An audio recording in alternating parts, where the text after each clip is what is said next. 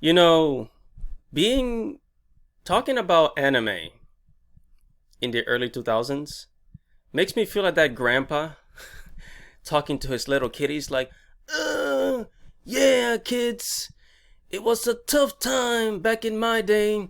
We had to walk 30 miles to fucking go to school or some shit like that.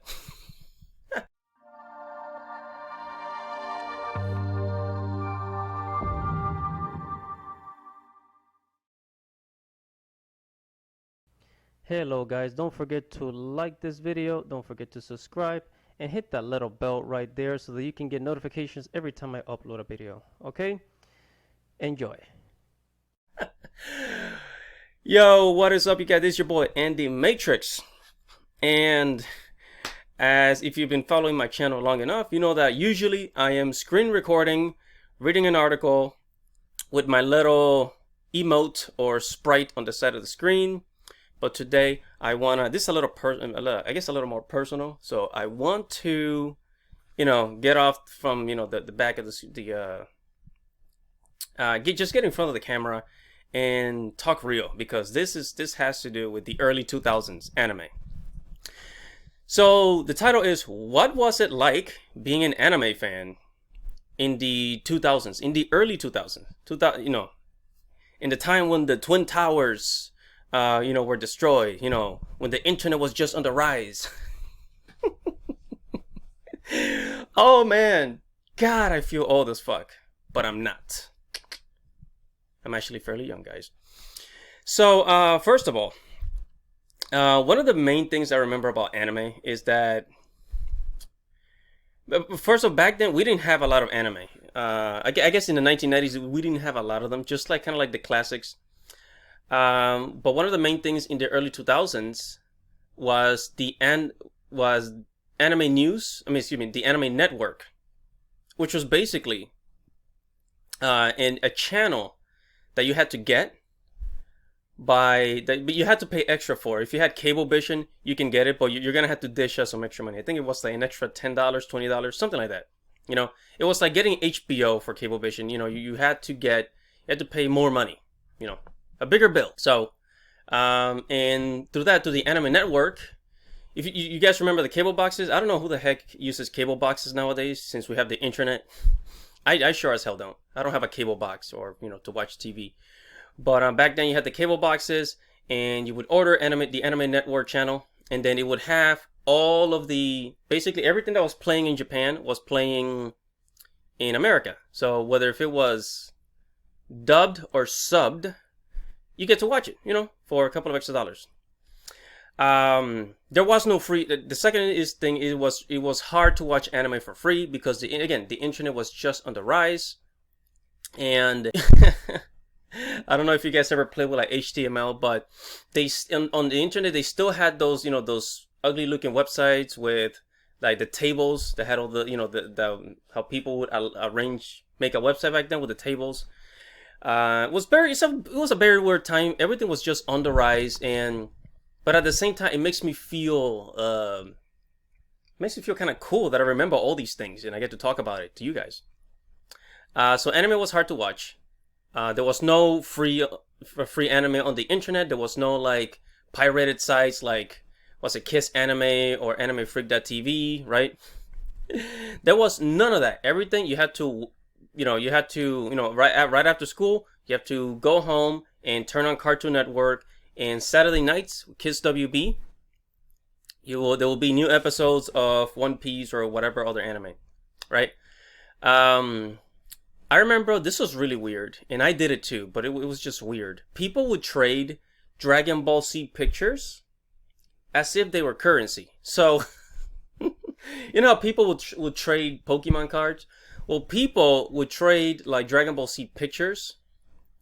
They would trade Dragon Ball Z pictures, and especially and if you got a color one, if your picture was in color, it was like valuable. So it was like currency. It was like currency for nerds. Oh man! So if you got like a picture of Gohan Super Saiyan 4 in color, like people would give you like a lot of so a lot of shit for it. All the Dragon Ball Z fans will have like their own folder in school, like their own binder full of Dragon Ball Z pictures. Some of them will have like be covered in plastic just to protect them. Yeah, we actually did that back then because like not everybody had access to the internet. Not everybody had, not everybody had a smartphone. You could just scroll and just go on Google Images and just, look at all these images for free. So some people they would use the schools. They would use the computers at schools and they would print out a whole bunch of images and they basically, that's a collection and then trade.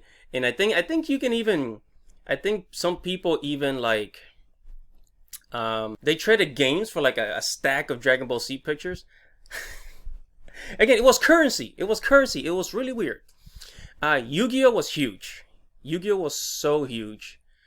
There were Yu-Gi-Oh tournaments in the arcades, by the way. This is before arcades went extinct. Okay, this was before Dave and Buster's, before Barcade. There was actually Yu-Gi-Oh tournaments in the arcades. Okay, and people would win prizes for them. So Yu-Gi-Oh was so huge, and man, almost every kid in my high school, at least every nerd, had Yu-Gi-Oh cards. It was so weird, and so much fun as well. And I remember one time I found a $20 bill on the floor, and then I ran to the comic book store and I bought me a deck of Yu-Gi-Oh cards. Mind blowing. Yeah, Cartoon Network has so much anime. I mean, they do now, or actually I haven't watched Cartoon Network in a long time. Everything I do now is online, YouTube, Netflix, Amazon Prime, videos on the internet. I don't watch TV anymore. I don't have cablevision, guys, I told you. Cartoon Network was huge. Toonami and Adult Swim brought the classics, okay? Toonami and Adult Swim brought the classics, I tell you. Okay, Adult Swim, what's it? I think it was Wolf Rain. Basically, like after 11 o'clock and all that, there would be, late night Toonami would have Yu Yu Hakusho. I think they played, what was it? There was fucking Hamtaro. There was, man, Sailor Moon, Gundam. It was just a whole bunch of anime that I can't think of the top of my head right now. But all the classics, basically. Cartoon Network brought it with Toonami and Adult Swim. It was such a great time to be a kid back then. Another one was reading manga online, non-existent. You wanted to read manga, you wanted to get any manga, you had to go to the comic book stores or Barnes & Noble, some bookstore. Now keep that in mind that because although anime was not as big back then, they still, in Barnes & Nobles there was a whole aisle of manga, okay? All kinds of manga, right? That was the only way to get manga. And I remember I bought a few titles, and I remember I had a friend who used to go to Barnes & Nobles and he would just steal them. Just steal comic books. Because that's just how he was. He didn't care. The only anime magazine was Anime Insider, Anime Invasion. There was these only two anime magazines, and you had to order them. I think it was like $20. You paid like a certain fee per year, and then they send you like the entire every issue per month. Something like that. I never signed up for it, but I knew about it because I had friends that had it. I had friends that signed up for it. It was like the Game Informer, right? The Game Informer, like a gaming magazine. It's also Anime Insider, Anime Invasion. I remember you will be picked on. If people found out you like anime, people would pick on you for liking anime. Back then. That's how things used to be back then. But once in the early 2010s, that's when, popularity really started picking up and anime was no longer something for nerds.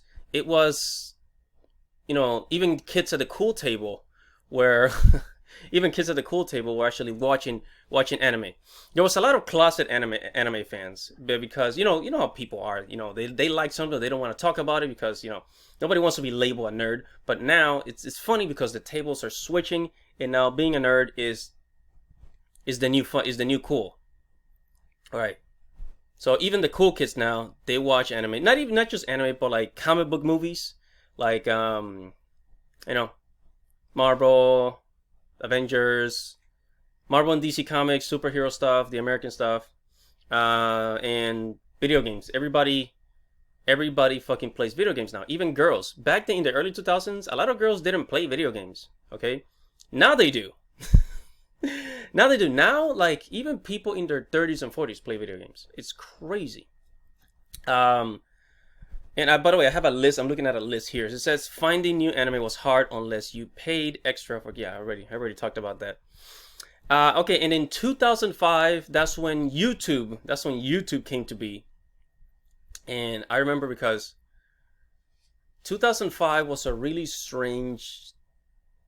It was kind of revolutionary. YouTube, this video website, and you could actually find, and then the people that uploaded videos to YouTube, they would upload like clips from like certain anime that were not on Cartoon Network, that were not on Toonami or Adult Swim. The only place to find them back then.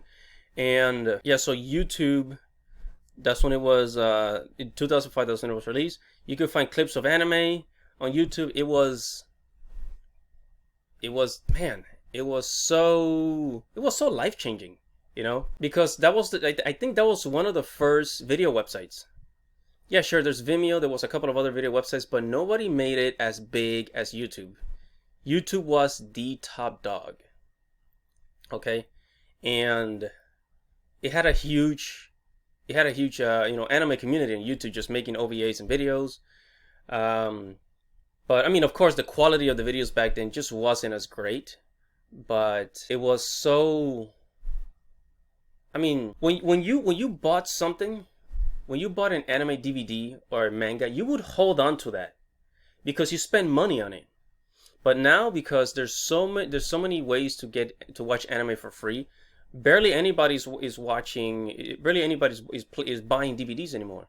So when people when people watch anime online for free, they don't always become big fans. But like if you own a DVD back then, you will be a big fan because you spend money on it. You put your hard-earned money into it. So that was the difference between then and now.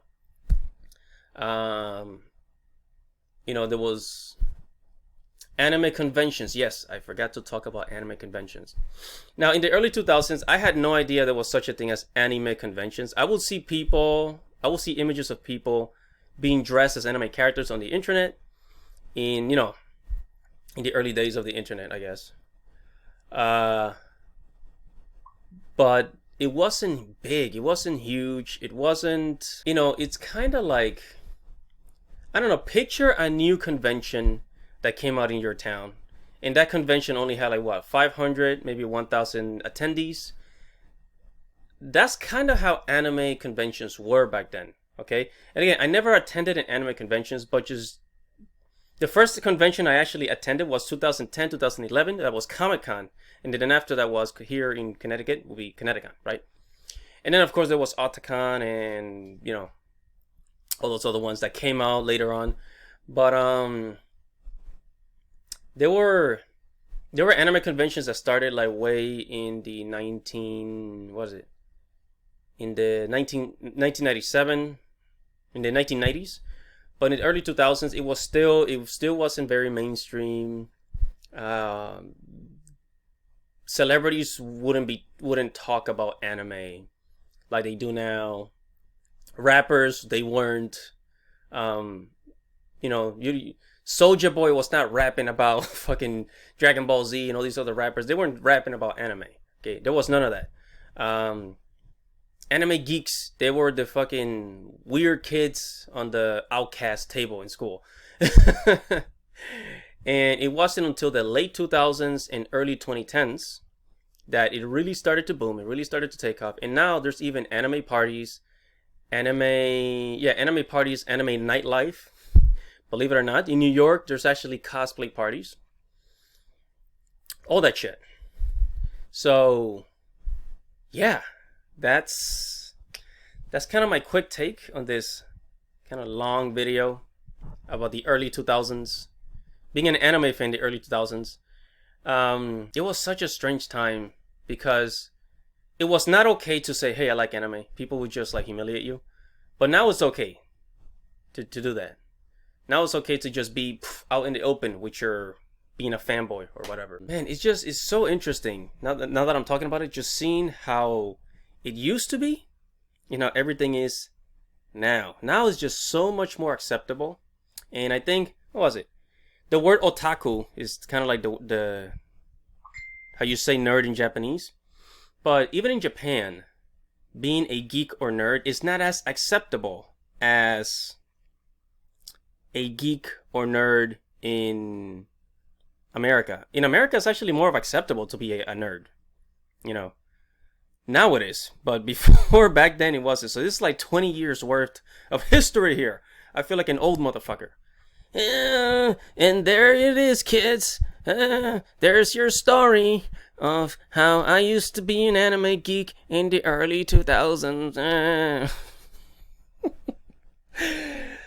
Anyways, guys, that is it for this video.